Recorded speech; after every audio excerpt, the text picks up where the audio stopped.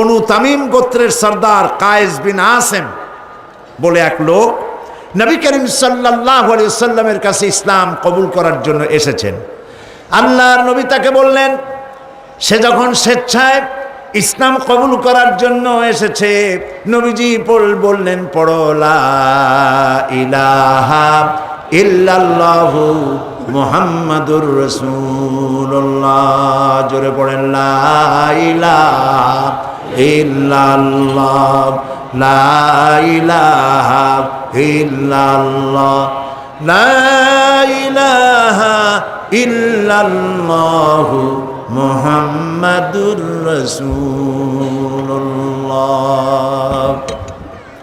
লোকটি কালেমা পড়ে সে কাঁদতেছিল।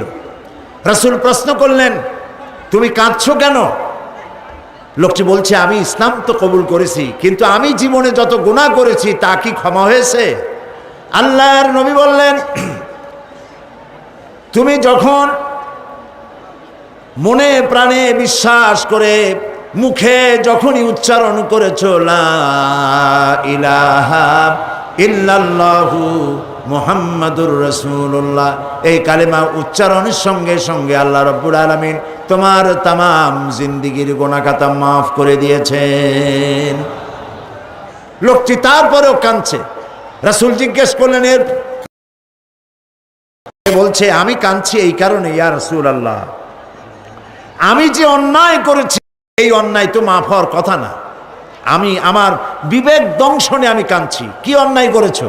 লোকটি বলল, ইয়া রাসূলুল্লাহ, আমার স্ত্রী ছিল গর্ভবতী, আমি তাকে গর্ভ অবস্থায় বাড়ি রেখে ব্যবসা করতে গেলাম। বহুদিন পর বাড়ি ফিরলাম, স্ত্রী আমাকে খবর দিল যে একটি মরা সন্তান হয়েছে, আমি তাকে ফেলে দিয়েছি। বাস, ঘটনা সেখানে শেষ। কিন্তু বছর 2-3 পরে আমি দেখতে পেলাম আমার ঘরের মধ্যে একটি সুন্দরী ফুটফুটি একটি মেয়ে দৌড়দৌড়ি করছে। আমি জিজ্ঞেস করলাম, বউ, এই মেয়েটি কার, কোত্থেকে এসেছে? বউ বলল, সেদিন মিথ্যে কথা বলেছিলাম, মেয়ে হয়েছে শুনলে তুমি মেরে ফেলবে, সেই জন্য আমি দূরে বাড়িতে তাকে লালন পালন করেছি। আজ সে একটু বড় হয়েছে, আশা করি তুমি তাকে দেখলে পরে তুমি তাকে মারতে পারবে না। হে রাসূল, এই বাচ্চাকে দেখে আমি বুকের সাথে জড়ায় ধরলাম, আদর করলাম, এত সুন্দর মেয়ে আমার হয়েছে। কিন্তু কিছুদিন পরে আমার মাথায় জাহালাত চালা দিয়ে উঠল। আমি ভাবলাম, এই মেয়ে কিশোরী হবে, তরুণী হবে, যুবতী হবে, তারপরে তাকে তো বিয়ে দিতে হবে। আর বিয়ে দিলে পরে আমি হলাম এই এলাকার নেতা, আর এ আরেক জায়গায় বিয়ে দিলে সেই বাড়ির উঠান ঝাড় দেবে, রান্না করে খাওয়াবে, কাপড় চোপড় ধুয়ে দেবে, আমার তো আর ইজ্জত বাঁচবে না। আমি তখন বউকে বললাম, বউ, আমার এই মেয়েটাকে একটু সাজায় দাও, একটু বেড়ায় নিয়ে এসে। মেয়েটাকে সাজায় দেওয়া হলো, আমি তাকে নিয়ে চললাম। বউ সরল বিশ্বাসে আমার কাছে দিয়ে দিল। আমি চলতে লাগলাম, আমি আগে যাই আর মেয়েটা পেছনে পড়ে যায়, আব্বা আব্বা করে দৌড়ায় কাছে আসে, আবার সামনে দৌড়িয়ে মেয়ে চলে যায়, আব্বা আব্বা করে আবার পেছনে এসে আমাকে জড়িয়ে ধরে। এমনি করতে করতে আমরা চলে গেলাম এক নির্জন পাহাড়িয়া এলাকায়। গিয়ে সেইখানে আমার চাদরের ভিতর থেকে আমি শাবল জাতীয় অস্ত্র বের করে মাটি খনন করতে লাগলাম। গর্ত খনন করছি, মাটি এসে আমার গায়ে লাগছে, আমি ঘেমে যাচ্ছি। মেয়েটা এসে আমার দাড়ি থেকে ধুলাবালি সরায়, আমার জামা থেকে ধুলাবালি সরায়, আর বলে, আব্বা, তুমি এত কষ্ট করতেছো কেন? সে জানে না যে আমি তার জন্য কবর খনন করছি। যখন গর্ত খনন করা হয়েছে, এরপরে আমি মেয়েটার হাত পা বাঁধা শুরু করলাম। মেয়েটা বুঝতে পেরেছে যে আমি তাকে মেরে ফেলবো।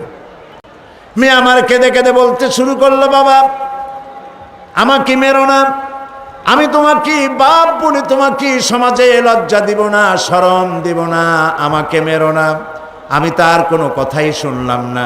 মেয়েটাকে হাতে পায়ে বেঁধে গর্তের ভিতরে নিক্ষেপ করে দিলাম। মেয়ে চিৎকার করছে।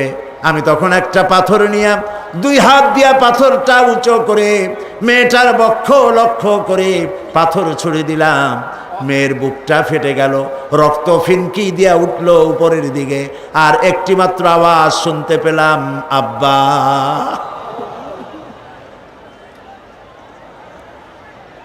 হাদিস শরীফে লেখা হয়েছে, নবী করিম সাল্লাল্লাহু আলাইহি ওয়াসাল্লাম ঘটনা শুনতেছিলেন। আর নবীজির দুই চোখ থেকে পানি গড়িয়ে পড়তেছিল, দাড়ি ভিজে ভিজে পড়তেছিল।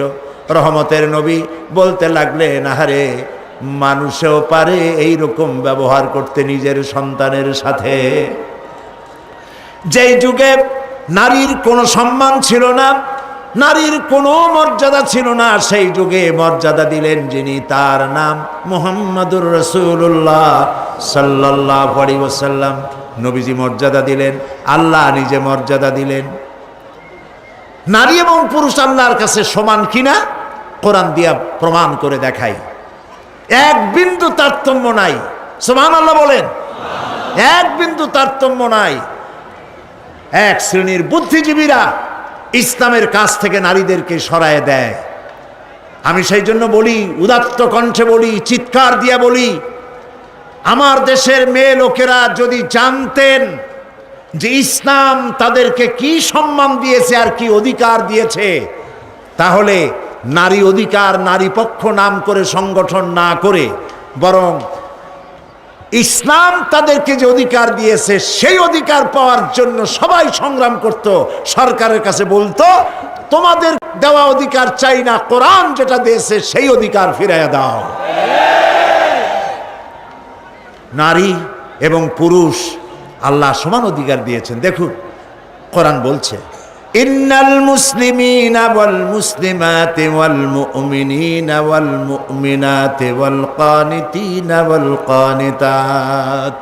নিশ্চয়ই মুসলমান পুরুষ আর মুসলমান নারী, মুসলমান অনুগতকারী পুরুষ, অনুগত নারী, ওয়াস-সাদিকিনা ওয়াস-সাদিকাত, সত্যবাদী পুরুষ, সত্যবাদী নারী, ওয়াস-সাবিরিনা ওয়াস-সাবিরাত, ধৈর্যশীল পুরুষ, ধৈর্যশীলা নারী, ওয়াল খাশিঈনা ওয়াল খাশিআত, বিনীত পুরুষ এবং বিনীত নারী, ওয়াল মুতাসাদ্দিকিনা ওয়াল মুতাসাদ্দিকাত, দানশীল পুরুষ এবং দানশীলা নারী, ওয়াস সাইমিনা ওয়াস সাইমাত, রোজা পালনকারী পুরুষ, রোজা পালনকারিণী নারী, ওয়াল হাফিজিনা ফুরুজাহুম ওয়াল হাফিজাত, যৌনাঙ্গ হেফাজতকারী পুরুষ, যৌনাঙ্গ হেফাজতকারী মহিলা, ওয়ায-যাকিরিনাল্লাহা কাসীরান ওয়ায-যাকিরাত, আল্লাহর অধিক জিকিরকারী পুরুষ, আল্লাহর অধিক জিকিরকারী নারী। আ'আদ্দাল্লাহু লাহুম মাগফিরাতান ওয়া আজরান আযীমা। আল্লাহ তাআলা এদের জন্য রেখেছেন, আল্লাহ তাআলা তাদের জন্য প্রস্তুত রেখেছেন ক্ষমা, আল্লাহ তাদেরকে মাফ করে দিবেন এবং তাদের জন্য আজরে আজিম, মহা পুরস্কার আল্লাহ তাআলা তাদেরকে দেবেন কিয়ামতের ময়দানে। সুবহানাল্লাহ বলতে ইচ্ছে করে না? তাহলে এখানে কি নারীকে বাদ দিয়ে কিছু বলা হয়েছে? কোনো কথা নারীকে বাদ দেওয়া হয়েছে? একটি কথাও বাদ দেওয়া হয় নাই। বরং একথা বলা হয় নাই পুরুষ বলে হজ করলে সব বেশি পাবে, মেয়ে লোক হজ করলে সব কম পাবে। রাত জেগে তাহাজ্জুদ পড়লে পুরুষেরা সব পাবে বেশি, মেয়ে লোকেরা সব পাবে খুবই কম, মেয়ে লোক হওয়ার কারণে। এরকম আছে নাকি? দেখুন কোরআন, মান আমিলা সালিহান মিন যাকারিন আও উনসা ওয়া হুয়া মুমিনুন ফালানুহইয়ান্নাহু হায়াতান তাইয়্যিবাতান ওয়ালানাজজিয়ান্নাহুম আজরাহুম বিআহসানি মা কানু ইয়ামালুন।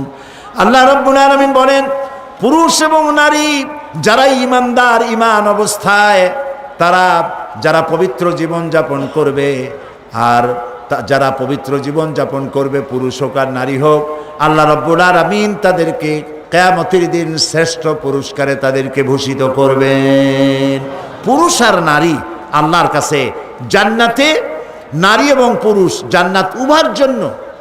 এখন একটি কথা বলে নারীদেরকে বিভ্রান্ত করা হয় যে পুরুষেরা 70টি করে হুর পাবে আর নারীরা তাদের ব্যাপারে কথা নাই।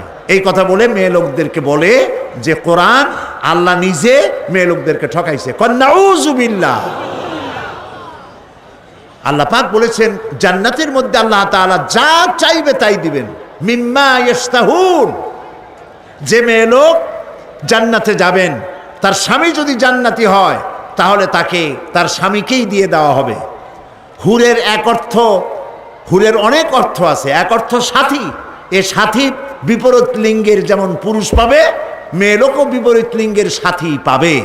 এই জন্য কিয়ামতের দিনে জান্নাতের মধ্যে যদি স্বামী জান্নাতে না যায়, শুধু স্ত্রী জান্নাতে গেছে, আল্লাহ তার জন্য এক স্বামী, তার জোড়া আল্লাহ তৈরি করে দেবেন সেখানে। সুবহানাল্লাহি ওয়া বিহামদিহি। মিম্মা ইয়াশতাহুন, যা চাইবে তাই পাইবে। তাও আলহামদুলিল্লাহ বলবেন না?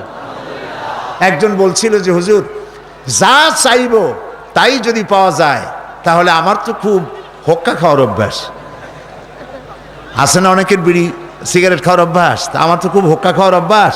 তো কিয়ামতের দিন এটা কি আমরা আল্লাহ কি হোক্কা টোক্কা দেবে জান্নাতের মধ্যে চাইলে পরে?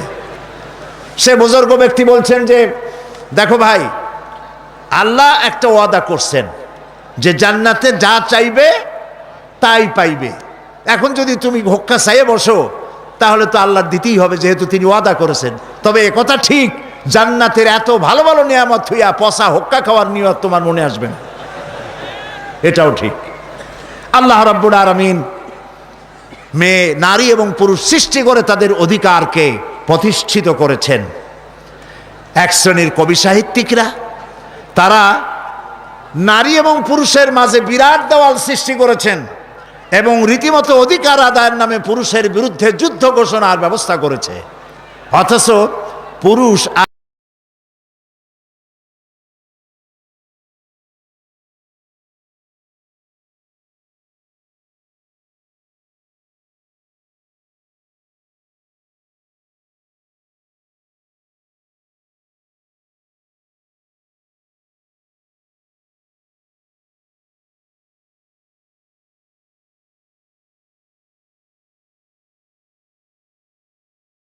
আল্লাহ রাব্বুল আলামিন বলেন, পুরুষ এবং নারী যারা ঈমানদার, ঈমান অবস্থায় তারা যারা পবিত্র জীবন যাপন করবে, আর যারা পবিত্র জীবন যাপন করবে, পুরুষ হোক আর নারী হোক, আল্লাহ রাব্বুল আলামিন তাদেরকে কিয়ামতের দিন শ্রেষ্ঠ পুরস্কারে তাদেরকে ভূষিত করবেন। পুরুষ আর নারী আল্লাহর কাছে জান্নাতে, নারী এবং পুরুষ জান্নাত উভয়ের জন্য। এখন একটি কথা বলে নারীদেরকে বিভ্রান্ত করা হয় যে পুরুষেরা 70টি করে হুর পাবে আর নারীরা তাদের ব্যাপারে কথা নাই। এই কথা বলে মেয়ে লোকদেরকে বলে যে কোরআন, আল্লাহ নিজে মেয়ে লোকদেরকে ঠকাইছে। নাউযুবিল্লাহ। আল্লাহ পাক বলেছেন জান্নাতের মধ্যে আল্লাহ তাআলা যা চাইবে তাই দিবেন। মিম্মা ইয়াশতাহুন, যে মেয়ে লোক জান্নাতে যাবেন, তার স্বামী যদি জান্নাতি হয় তাহলে তাকে তার স্বামীকেই দিয়ে দেওয়া হবে। হুরের এক অর্থ, হুরের অনেক অর্থ আছে। এক অর্থ সাথী, এ সাথী বিপরীত লিঙ্গের যেমন পুরুষ পাবে, মেয়ে লোকও বিপরীত লিঙ্গের সাথী পাবে। এই জন্য কিয়ামতের দিনে জান্নাতের মধ্যে যদি স্বামী জান্নাতে না যায়, শুধু স্ত্রী জান্নাতে গেছে, আল্লাহ তার জন্য এক স্বামী, তার জোড়া আল্লাহ তৈরি করে দেবেন সেখানে। সুবহানাল্লাহি ওয়া বিহামদিহি। মিম্মা ইয়াশতাহুন, যা চাইবে তাই পাইবে। তাও আলহামদুলিল্লাহ বলবেন না? একজন বলছিল যে হুজুর, যা চাইবো তাই যদি পাওয়া যায় তাহলে আমার তো খুব হোক্কা খাওয়ার অভ্যাস আছে না, অনেকের বিড়ি সিগারেট খাওয়ার অভ্যাস, তা আমার তো খুব হোক্কা খাওয়ার অভ্যাস। তো কিয়ামতের দিন এটা কি আমরা আল্লাহ কি হোক্কা টোক্কা দেবে জান্নাতের মধ্যে চাইলে পরে? সে বুজুর্গ ব্যক্তি বলছেন যে দেখো ভাই, আল্লাহ একটা ওয়াদা করছেন যে জান্নাতে যা চাইবে তাই পাইবে। এখন যদি তুমি হোক্কা চাইয়ে বসো তাহলে তো আল্লাহ দিতেই হবে, যেহেতু তিনি ওয়াদা করেছেন। তবে একথা ঠিক, জান্নাতের এত ভালো ভালো নিয়ামত হইয়া পচা হোক্কা খাওয়ার নিয়ত তোমার মনে আসবে না, এটাও ঠিক। আল্লাহ রাব্বুল আলামিন মেয়ে, নারী এবং পুরুষ সৃষ্টি করে তাদের অধিকারকে প্রতিষ্ঠিত করেছেন। এক শ্রেণীর কবি সাহিত্যিকরা তারা নারী এবং পুরুষের মাঝে বিরাট দেওয়াল সৃষ্টি করেছেন এবং রীতিমতো অধিকার আদায়ের নামে পুরুষের বিরুদ্ধে যুদ্ধ ঘোষণার ব্যবস্থা করেছে। অথচ পুরুষ আর নারী পরস্পরের শত্রু নয়, বন্ধু। পুরুষ আর নারী পরস্পর কি? পুরুষ আর নারী পরস্পর কি? এ বন্ধুকে আমি বানাইলাম না। والمؤمنون والمؤمنات بعضهم أولياء بعض ইয়া'মুরুনা বিল মা'রুফি ওয়া ইয়ানহাউনা আনিল মুনকার। আল্লাহ পাক বলেন মুমিন পুরুষ আর মুমিনা নারী এরা পরস্পর পরস্পরের বন্ধু, এরা মানুষকে অন্যায় কাজ থেকে দুহাতে ফিরায় আর ভালো কাজের আদেশ করে। প্রিয় ভাই সব, একজন নারী একটা মেয়ে লোক পৃথিবীতে যখন আসে তখন তার জীবনে 3টা স্তর হয়। বলেন তো কয়টা স্তর? 3টা। ভালো করে লক্ষ্য করুন। প্রথমে সে হয় কন্যা, কন্যা হিসাবে সে নারী। এরপরে যৌবন পাওয়ার পর যখন বউ হয় তখন বধূ হিসাবে নারী। এরপরে সে মা হয় তখন মা হিসাবে নারী। নারীর জীবনের এই 3টি স্তর, আর কোনো স্তর নাই। এই 3টি স্তরে ইসলাম কি দিয়েছে বুদ্ধিজীবীরা কান খাড়া করে তারা শুনুক। দুনিয়ার মানুষ কি দিয়েছে আর ইসলাম কি দিয়েছে। প্রিয় ভাই সব, আল্লাহর নবী বলেন একটি ঘরে যখন একটি কন্যা সন্তান প্রসব করে নারী, ওই ঘরের ভিতরে একটা রহমতের ফেরেশতা আগমন করে। রহমতের ফেরেশতা এসে বলে আসসালামু আলাইকুম ইয়া আহলাল বাইত, হে ঘরের গৃহবাসীরা, তোমাদের উপরে আল্লাহর রহমত বর্ষিত হোক। এই কথা বলে ফেরেশতা নবজাতক কন্যার মাথার কাছে গিয়ে তার নূরের তৈরি ডানা বুলাতে থাকে আর বলতে থাকে এই কন্যা সন্তানটিকে যে আদব শিখাবে, দিন শিখাবে, ভালোবাসবে, আর এটিকে যে আদব আর দিন শিখায়া তাকে সাহায্য করবে, আল্লাহর সাহায্য তার জন্য কিয়ামত পর্যন্ত অব্যাহত থাকবে। এই কথা কিন্তু কোনো পুত্র সন্তানের জন্য বলা হয় নাই, বলা হয়েছে কি সন্তানের জন্য? কন্যা সন্তানের জন্য। আমার দেশে বহু লোক আছে বারবার মেয়ে হয় স্ত্রীর, এই জন্য বউকে তালাক দিয়ে দেয়, মুখ কালো করে থাকে, বউর সাথে কথা কয় না, শ্বশুর বাড়ি যায় না, বউকে তালাক পর্যন্ত দিয়ে দেয়, নাউজুবিল্লাহ। প্রিয় ভাই সব, কন্যা সন্তান হওয়ার জন্য কে দায়ী? স্বামী দায়ী না স্ত্রী দায়ী? কেউ দায়ী না, কাউকে দায়ী করা যাবে না। দেন কে? বলেন সবাই। এ কোরআনে কারিমে আল্লাহ রাব্বুল আলামিন বলেছেন আমি কাউকে কন্যা সন্তান দেই, পুত্র সন্তান দেই না, কাউকে পুত্র সন্তান দেই, কন্যা সন্তান দেই না, কাউকে কন্যাও দেই, পুত্রও দেই, কাউকে কিছুই দেই না। ইন্নাল্লাহা আলা কুল্লি শাইইন কাদির। সমস্ত জিনিসের উপরে ক্ষমতা রাখেন কে? আল্লাহ রাব্বুল আলামিন।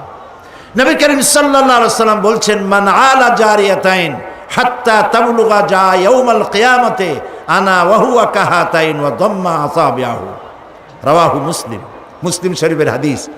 নবীজি বলেন কেউ যদি 2 কন্যার পিতা হয়, শুনতেছেন কথা, কেউ যদি 2 কন্যার পিতা হয় আর কন্যা দুটিকে যদি লালন পালন করে, স্নেহ করে, আদব করে, দিন শিখায়, ইমান শিখায়, তাহলে ওই 2 কন্যার পিতা আর আমি মুহাম্মদ সাল্লাল্লাহু আলাইহি ওয়াসাল্লাম জান্নাতের ভিতরে পাশাপাশি অবস্থান করব। সুবহানাল্লাহ। এরকম একটি হাদিস পুত্র সন্তানের জন্য নাই। রাসূলুল্লাহর সব পুত্র সন্তান ইন্তেকাল করেছিলেন, একজনও ছেলে বেঁচে নাই। ছিল বেঁচে? আল্লাহ রাব্বুল আলামিন দেখেন কোরআনে বলছেন মা কানা মুহাম্মাদুন আবা আহাদিম মির রিজালিকুম ওয়ালাকির রাসূলুল্লাহি ওয়া খাতামান নাবিয়্যিন। মুহাম্মদ সাল্লাল্লাহু আলাইহি ওয়াসাল্লাম তোমাদের কোনো পুরুষদের পিতা নন। কথার হিকমত দেখেন। মুহাম্মদ সাল্লাল্লাহু আলাইহি ওয়াসাল্লামের ছেলে ছিল না? বলেন ছিল না ছেলে? আল্লাহ তাআলা বলছেন যে মা কানা মুহাম্মাদুন আবা আহাদিম মির রিজালিকুম, মুহাম্মদ সাল্লাল্লাহু আলাইহি ওয়াসাল্লাম তোমাদের কোনো পুরুষদের পিতা না, কিন্তু ছেলে তো হয়েছিল, কিন্তু ছেলে মারা গেছে তুহুলিয়াতে, বাচ্চা অবস্থায়, রেজাল্ট পর্যন্ত পৌঁছায় নাই, পুরুষ হওয়া পর্যন্ত, যেখানে রাজুল বলা হয় সেই রাজুল হওয়া পর্যন্ত পৌঁছায় নাই, তিফলের হালতে মারা গেছে। আল্লাহর কথা কত হিকমাতানা হাকিমানা আন্দাজের কথা। তোমাদের কোনো পুরুষের পিতা তিনি নন। ছেলেরা সব মারা গেল, বেঁচে ছিল কারা? গোটা হাদিস গ্রন্থ সব তালাশ করুন, সমস্ত সন্তান মারা যাওয়ার পরেও একদিন, ছেলে সন্তান মারা যাওয়ার পরে নবীজি একদিনের জন্য হাত তুলে বলেন নাই, রব্বুল আলামিন আমার ছেলেগুলি তুমি নিয়ে গেছো, দয়া করে একটা ছেলে আমারে দাও। দোয়া করলে কবুল হইতো না? আরে ভাই কথা কন না কেন? নবীজির কি হাত তোলা লাগে? না না, হাত তুলে মোনাজাত করা লাগে না, মুখ দিয়া বলা লাগে না। আমার নবী তো সেই মাকামের নবী, মনে এরাদা করতে দেরি আছে, মঞ্জুর হতে দেরি নাই। প্রিয় ভাই সব, নবী করিম সাল্লাল্লাহু আলাইহি ওয়াসাল্লাম নিজের কন্যাকে এত ভালোবাসতেন, কোন জায়গায় যাওয়ার সময় সকলের শেষে হযরত ফাতেমা রাদিয়াল্লাহু তাআলা আনহাকে বলে যেতেন, আর কোন দিক থেকে আসলে সকলের আগে হযরত ফাতেমার সঙ্গে তিনি দেখা করতেন, সবার আগে। হাদিস শরীফে এসেছে একবার নবী করিম সাল্লাল্লাহু আলাইহি ওয়াসাল্লাম মুখ মলিন করে বসে আছেন, সাহাবায়ে কেরাম নবী করিম সাল্লাল্লাহু আলাইহি ওয়াসাল্লামের সঙ্গে কথা বলতে সাহস পাচ্ছে না কেউ। কিছুক্ষণ পরে তিনি উঠে গেলেন হযরত আলীর ঘরে, আরো কিছুক্ষণ পরে তিনি ঘর থেকে বেরিয়ে এলেন হাসি খুশি মেজাজ নিয়ে। সাহাবায়ে কেরাম ভরসা পেলেন, বললেন ইয়া রাসূলুল্লাহ, আমরা তো কিছুই বুঝতে পারি নাই, কথা বলতেও সাহস পাই নাই, আপনার চেহারার অবস্থা এরকম ছিল, আমরা ভয় পেয়ে গেছি। আবার হযরত ফাতেমার ঘরের থেকে ফিরে এসে আপনার সুন্দর চেহারা, আবার হাসি খুশি হয়েছে, কারণ কি বুঝলাম না। নবী করিম সাল্লাল্লাহু আলাইহি ওয়াসাল্লাম বলছেন ওদের মধ্যে একটু মনোমালিন্য হচ্ছিল আর আমি খুব কষ্ট পাচ্ছিলাম। ওদের মধ্যে, বুঝতে পেরেছেন, হযরত ফাতেমা এবং আলীর মধ্যে। নবী করিম সাল্লাল্লাহু আলাইহি ওয়াসাল্লাম বলছেন আমি ভিতরে গেলাম, দুজনকে মিটমাট করে দিয়ে আসলাম, এখন তারা হাসি খুশি, আমার তাই খুশি ফিরে আসছে। ফাতেমাকে আমি ভালোবাসি, ফাতেমা আমার কলিজার টুকরা, ফাতেমা সে মুহাম্মদ সাল্লাল্লাহু আলাইহি ওয়াসাল্লামকে কষ্ট দেয়। সুবহানাল্লাহ। প্রিয় ভাই সব, আল্লাহ তাআলা কন্যা হিসেবে নারীর এই মর্যাদা দিয়েছেন। এবার এই কন্যা আস্তে আস্তে বড় হয়ে বধূতে পরিণত হয়ে যায়, আর যখন বধূ হলো তখন আল্লাহ কি বলছেন দেখেন, ওয়ামিন আয়াতিহি আন খালাকা লাকুম মিন আনফুসিকুম আজওয়াজান লিতাসকুনু ইলাইহা ওয়া জাআলা বাইনাকুম মাওয়াদ্দাতান ওয়া রাহমা। আল্লাহ তাআলা বলেন, আল্লাহর অসংখ্য নিদর্শনের ভিতরেও এটাও নিদর্শন যে তিনি তোমাদের থেকে তোমাদের জোড়া, তোমাদের স্ত্রীদেরকে সৃষ্টি করেছেন এই জন্য লিতাসকুনু ইলাইহা, যাতে করে তাদের কাছে তোমরা তোমাদের মনের প্রশান্তি খুঁজে পাও, আর তোমাদের উভয়ের মধ্যে আমি ভালোবাসা আর করুণা সহৃদয়তার সৃষ্টি করি। লক্ষ্য করুন, এখানে আল্লাহ তাআলা বলছেন ওয়া জাআলা বাইনাকুম মাওয়াদ্দা ওয়া রাহমা, প্রথমে ভালোবাসা, তারপরে দয়া। যখন এই ভালোবাসাটা আল্লাহ দিয়ে দিলেন, মনে করেন ছেলে হলো ঢাকার, মেয়ে হলো চট্টগ্রামের। চট্টগ্রামের মেয়ে শুটকি খুব পছন্দ করে, কিন্তু ঢাকার ছেলে শুটকি পছন্দ করে না। ঢাকার ছেলে বলে আমার কাপড় কোথায়, আর চিটাগাংয়ের মেয়ে বলে আর খড়-খড়। এটা সমস্যা হয়ে গেল না? কথা তো মিলল না, ভাষায় মিল নাই, কথায় মিল নাই, রুচিতে মিল নাই, ঘন্টায় ঘন্টায় মারামারি হওয়ার কথা, কিন্তু মারামারি হয় না। ওয়া জাআলা বাইনাকুম মাওয়াদ্দা, আল্লাহ বলেন আমি ভালোবাসা সৃষ্টি করে দিছি। সুবহানাল্লাহ, কইতে ইচ্ছে করে না? এই ভালোবাসা হয় বিশেষ এক উদ্দেশ্যকে কেন্দ্র করে, এই ভালোবাসার সৃষ্টি হয়। জীবনের যখন যৌবনে ভাটা পড়ে, ওয়া জাআলা বাইনাকুম মাওয়াদ্দাতান ওয়া রাহমা, যখন ওই যৌবনকালটা চলে গেল, তারপরে আল্লাহ তাআলা বলছেন আমি রহমত সৃষ্টি করি, স্বামী স্ত্রীর মধ্যে করুণা, দয়া, মহব্বত সৃষ্টি করি। বুড়ার কাছে তখন বুড়ি অত্যন্ত প্রিয় হয়ে যায়, আর বুড়ির কাছেও বুড়ো না হলে আর চলে না। আমাদের কবি আল মাহমুদ ভাই বোধহয় নিশ্চয়ই বুঝতে পারেন, মরিচ পাকলে নাকি জাল হয় বেশি। সুতরাং আল্লাহ রাব্বুল আলামিন বলছেন ওয়া জাআলা বাইনাকুম মাওয়াদ্দাতান ওয়া রাহমা, আমি প্রথমে ভালোবাসার সৃষ্টি করি, পরে উভয়ের মধ্যে করুণা আর সহৃদয়তার সৃষ্টি করে দিই। বুড়া ছাড়া বুড়ি চলে না, বুড়ি ছাড়া বুড়া চলে না। কে করেন? আরে ভাই জোরে কর না, কে করেন? যালিকুমুল্লাহু রাব্বুকুম। এই হচ্ছে আমাদের আল্লাহ, ইনি হচ্ছেন রব। এবং এই স্ত্রী বানিয়ে দিলেন তোমার, কলেমাকে সাক্ষী রেখে স্ত্রী তোমার জন্য হালাল হয়ে গেল, পুরুষের জন্য হালাল হলো। নবী করিম সাল্লাল্লাহু আলাইহি সাল্লাম বলেছেন, আল্লাহর আকাশের নিচে জমিনের উপরে খাদিজার মতো উত্তম মহিলা আর নাই। হযরত আয়েশা বলেন, নবীজি একদিন এক রাতে আমার কাছে ঘুমানো ছিলেন। আমি ঘুম থেকে জেগে দেখি নবীজি নাই। মনে মনে চিন্তা করলাম কোথায় গেলেন, বোধহয় অন্য কোনো স্ত্রীর ঘরে গেছেন। আমি চুপিসারে খোঁজ নিতে লাগলাম, কোনো ঘরে খবর পেলাম না। পরে দেখতে পেলাম রিয়াদুল জান্নার ভিতরে বসে নবীজি দুই হাত উঁচু করে কি যেন বলেন আর কান্দেন।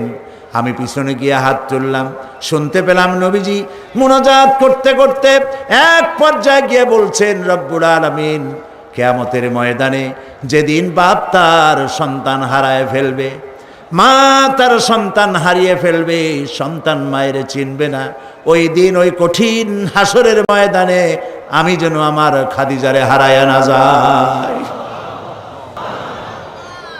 একজন এসে নবীজির কাছে প্রশ্ন করলেন, ইয়া রাসূলুল্লাহি, মানুষের ভিতরে আমি কার যত্ন করব, কার খেদমত করব, কার সাথে ভালো ব্যবহার করব, আমার কাছে সব থেকে ভালো ব্যবহার কে পেতে পারে? নবীজি বললেন, তোমার মা। সাহাবী প্রশ্ন করলেন, তারপরে কে? রাসূলুল্লাহ বললেন, তোমার মা। তারপরে কে? তোমার মা। তারপরে কে? তোমার পিতা। পিতার চাইতে মায়ের মর্যাদা আল্লাহ পাক কয় গুণ বাড়ালেন? সবাই বলেন কয় গুণ? 3 গুণ আল্লাহ বাড়ায় দিলেন। আল্লাহ রাব্বুল আলামিন কোরআনে কারীমের ভিতরে বলেছেন, ওয়াকাদা রাব্বুকা আল্লা তা'বুদু ইল্লা ইয়াহু ওয়া বিল ওয়ালিদাইনি ইহসানা। তোমার রবের পক্ষ থেকে চূড়ান্ত ফয়সালা হয়েছে যে আল্লাহর ইবাদত করার পর মা বাপের এহসান করবে। সুবহানাল্লাহ। আর আমার দেশের লোকেরা কি করে লক্ষ্য করতেছেন আপনারা?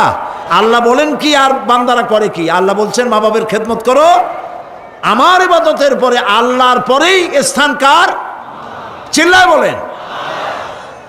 আমাদের লোকেরা বোঝে না, না বুঝা চলে যায় ভালো কোনো খাবার, ভালো কোনো ফল কোনো হজরত, কোনো পীর সাহেবের দরবারে নিয়ে হাজির করলে, হ্যাঁ দেন, পীর সাহেবকে হাদিয়া দিবেন দেন, কিন্তু আগে দিবেন মায়েরে।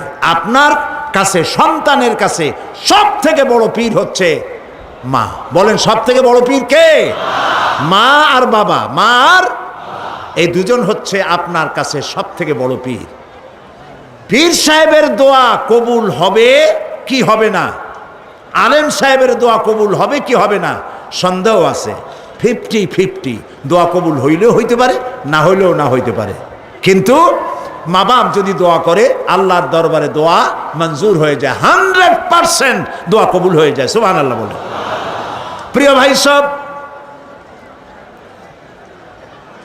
আল্লাহ রাব্বুল আলামিনের নবী বলেন, মা বাবা যখন দোয়া করে সন্তানের জন্যে, যখন দোয়া করে, বন্দুক দিয়া গুলি করলে সেই গুলি তার লক্ষ্য বস্তুর কাছে যেতে যত না দেরি হয়, মা বাপের দোয়া বা বদদোয়া আল্লাহর দরবারের থেকে দ্রুত গতিতে চলে যায়।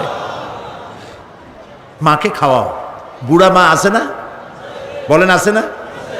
মা যখন বুড়া হয়ে যায়, বউয়ের কথা মতো সন্তান মায়ের সাথে খারাপ ব্যবহার করে, মুখ মলিন করে থাকে, কথা বলে না, আর মনে মনে বলে, প্রকাশ্য বলে, অনেকের সামনে বলে, বুড়ি মরে না কেন? নাউজুবিল্লাহ। বলেন নাউজুবিল্লাহ। তুমি কারে মরতে বলো? কারে মরতে বলো? তোমার মা, তোমার যখন অসুখ হয়েছে, যত্ন করেছি, বুকের সাথে আগলায় ধরেছে, সারা রাত শিয়রে বসে বসে, বিদ্যুৎ ছিল না ঘরে, কেরোসিনের ল্যাম্প জ্বালায়া, চেরাগ জ্বালায়া কোরআন শরীফ তেলাওয়াত করেছে। আর শেষ রাতি 2খানা হাত রব্বুল আলামিনের দরবারে তুলে দিয়ে কেঁদেছে, রব্বুল আলামিন, আমার বাঁচাধনকে আমার জীবনের বিনিময় আল্লাহ তুমি বাঁচাইয়া দাও। যে মা বললেন, আমার জীবনের বিনিময় আমার ছেলে তুমি বাঁচাও, মেয়েরে বাঁচাও। সেই ছেলে বড় হইয়া বউয়ের পাগল হইয়া বলে বুড়ি মরে না কেন? নাউজুবিল্লাহ, নাউজুবিল্লাহ। মাকে সম্মান করুন, মাকে ভালোবাসুন। আল্লাহ রাব্বুল আলামিন বলেন ওয়াওয়াসাইনাল ইনসানা বিওয়ালিদাইহি ইহসানা হামালাতুহু উম্মুহু কুরহা ওয়া ওয়াদাআতুহু কুরহা ওয়া হামলুহু ওয়া ফিসালুহু 30 শাহরা। আমি সমগ্র মানব গোষ্ঠীকে উপদেশ দিচ্ছি, তোমরা তোমাদের ওসিয়ত করছি, তোমরা তোমাদের মা বাপকে সম্মান করো। তোমার মা তোমাকে গর্ভধারণ করেছে অত্যন্ত কষ্টের সাথে, ডেলিভারি করেছে অত্যন্ত কষ্টের সাথে, আর 30টা মাস বুকের দুধ দিয়ে তোমারে মানুষ করছে। সুবহানাল্লাহ, সুবহানাল্লাহ। প্রিয় ভাই সব, মা বাপ যদি হাত তোলে, চোখ দিয়া পানি পড়ে, দোয়া কবুল হয়ে যাবে। সুবহানাল্লাহ। এই যে হযরত বাইজিদ বুস্তামি রহমতুল্লাহ আলাইহের এই দরগায় আপনারা যান। হযরত বাইজিদ বুস্তামি যখন ছোট্ট ছিলেন, তার মা অসুস্থ, গভীর রাত্রে মা জেগে বলছে, বাবা আমি তো পানির পিপাসায় শেষ হয়ে যাচ্ছি, একটু পানি পান করাও।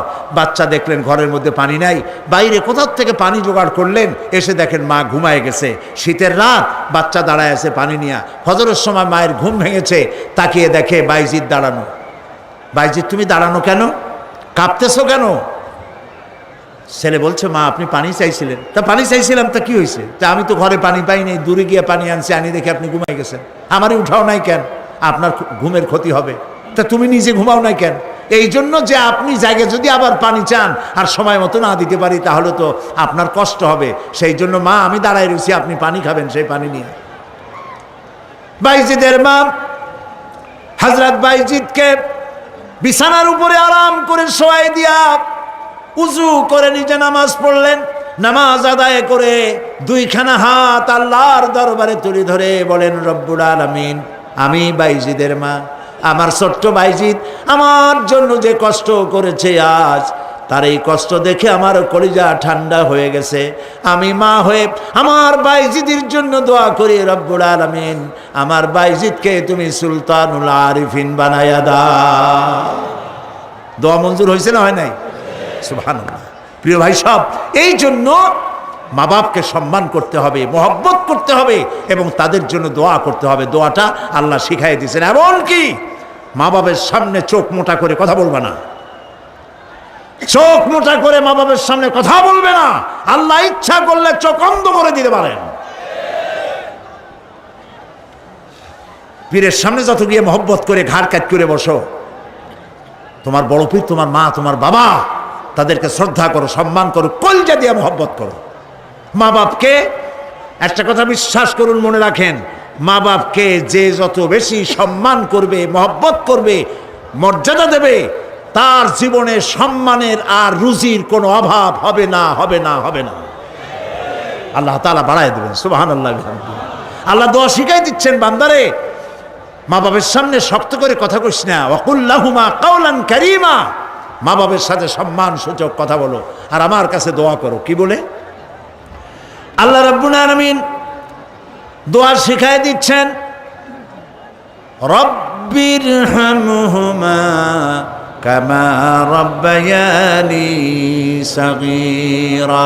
সবাই পড়েন, রব্বিরহামহুমা কামা রাব্বায়ানি সাগীরা। আবার পড়েন, রব্বিরহামহুমা কামা রাব্বায়ানি সাগীরা।